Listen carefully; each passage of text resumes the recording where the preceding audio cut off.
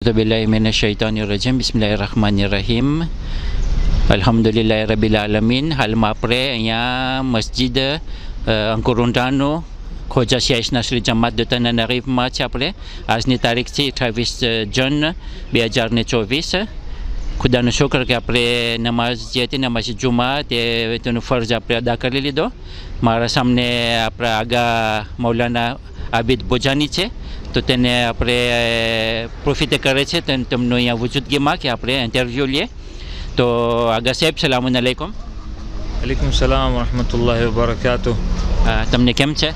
अल्हम्दुलिल्लाह रब्बिल आलमीन. अल्लाहનો શુકર છે. તો આપણે છે ઇન્ટરવ્યૂના બે ભાગ કરશો. સૌથી પહેલાં હમણાં જ અમુક દિવસ પહેલાં ઈદ ગદીર હતી, ઇમામ અલી અલૈહિ સલામની મોટી મહાન ઈદ હતી, તો એ બારામાં તમે અમુક બોલ બોલી શકો છો. જી અલ્હમ્દુલિલ્લાહ. ઈદ ગદીર આપણી ઈદ અકબર છે, સૌથી મોટી ઈદ. અને ઈદ ગદીર વગર તો આપણો મઝહબ જ કાંઈ નથી. કારણ કે આખા ઇસ્લામનો અગર ખુલાસો કરવા જઈએ, રસૂલ ખુદા સલ્લલ્લાહુ અલૈહિ વસલ્લમની તબલીગનો ખુલાસો અને એનો છેલ્લો પૈગામી હતો. જ્યારે ગદીરના મેદાનમાં પહોંચે છે, હાજીઓનો મજમો છે, રસૂલ ખુદા સલ્લલ્લાહુ અલૈહિ વસલ્લમ એક લાંબો ખુતબો બયાન ફરમાવે છે અને પછી છેલ્લે કહે છે કે જે કાંઈ પણ દીનના અહેકામ હતા એ હું બધું પહોંચાડી ચૂક્યો છું. હવે આજે હું ઊભો થયો છું કે એક છેલ્લી વાત કે જે અલ્લાહ તરફથી જેનો હુકમ દેવામાં આવ્યો છે તમારી સમક્ષ હું પેશ કરીશ. અને પછી એલાન કરે છે કે શું તમે બધાએ મને તમારો મૌલા માનો છો કે નહીં? મૌલાનો મતલબ શું તમે બધાએ તમારા ઉપર મને ઓથોરિટી છે એમ માનો છો કે નહીં? તો બધા કહે છે કાલુ બલા યા રસૂલલ્લાહ. કેમ નહીં, તમે અમારા મૌલા છો, તમે અમારા આકા છો, તમે જે કહેશો અમે માનવા માટે તૈયાર છીએ.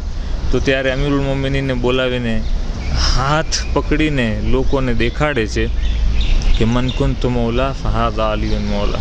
તો જ્યારે તમે મને મૌલા માનો છો તો આ હવે મારા પછી જે છે આ અલી જે છે એ મૌલા છે. તમે એમની વાત સાંભળજો અને તમે જે છે એમનું કહ્યું માનજો. અને એ હકીકતમાં અલ્લાહનું શુક્ર અદા કરવું જોઈએ આપણે કે અલ્લાહ સુબ્હાનહુ વ તઆલા આપણને અલીવાલા બનાવ્યા છે.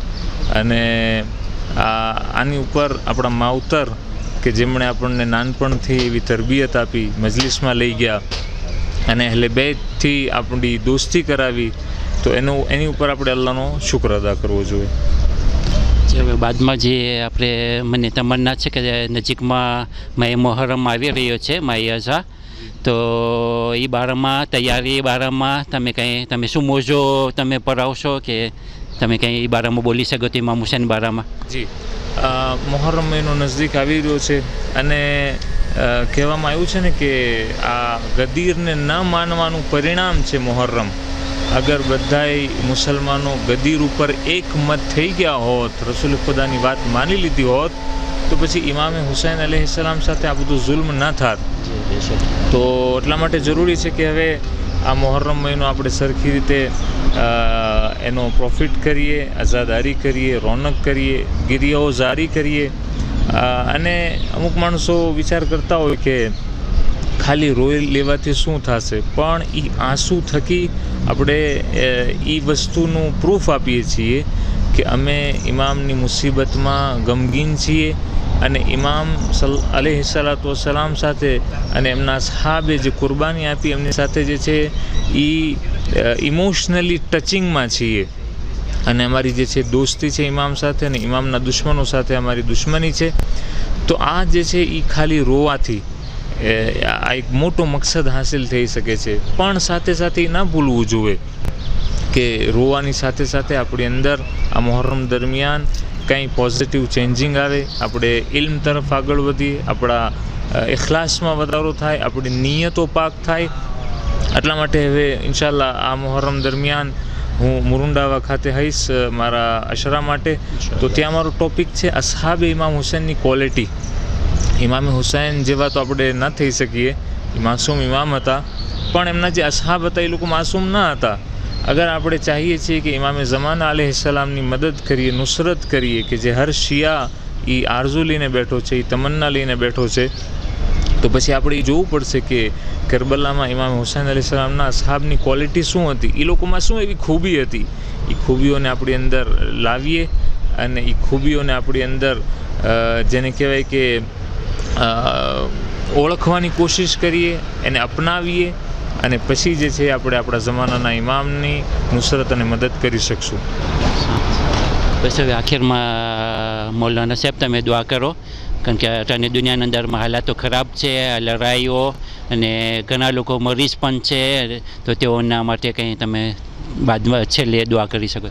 હું અલ્લાહ સુબ્હાનહુ તઆલા પાસે અહીંયા આપણે સરસ મજાની મસ્જિદ તમે જોઈ રહ્યા છો, આટલું સારું આપણું સેન્ટર છે અને આપણી સંસ્થાઓ માશાઅલ્લાહ કોશિશ કરી રહી છે, આપણા આગેવાનો પોતે જે છે એ ટાઈમ આપી રહ્યા છે અને જે ડોનરો છે પૈસા થકી મદદ કરતા હોય છે, તો આ બહુ મોટી નહેમત છે, આ બહુ મોટી નહેમત છે. આપણે એની કદર જાણવી જોઈએ. ના ખાલી આ તનાનારીઓની વાત કરું છું, જ્યાં જ્યાં પણ આપણા સેન્ટર છે, આપણી જમાતો છે, આપણે હર રીતે આપણે સપોર્ટ કરવાનો છે.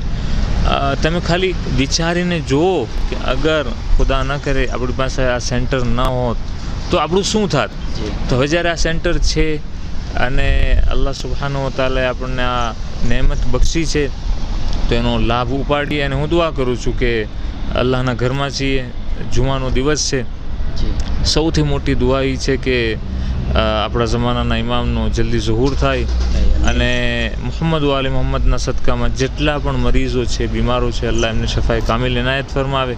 જેટલા પણ પરેશાન હાલ છે એમની પરેશાનીઓ દૂર થાય.